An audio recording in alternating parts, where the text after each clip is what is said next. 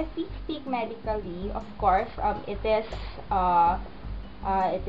advantageous, labi na sa female users, when we talk about,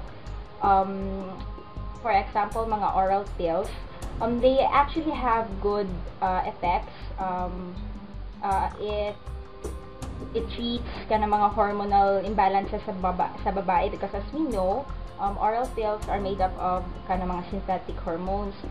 So also with other barrier methods, we've known of that. It also protects both partners of STDs. So aside from controlling pregnancies, they are also saving themselves for risks of STDs. It comes to the safety of those who are engaging to that sexual intercourse, yes. Advantage yun na siya. Kung religious lang imong pagkuha ng contraception, 99% man ka dili mabuntis. I don't think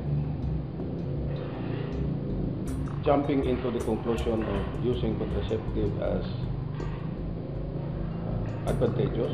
Although other people might see that these are the only possible way of solving their problem.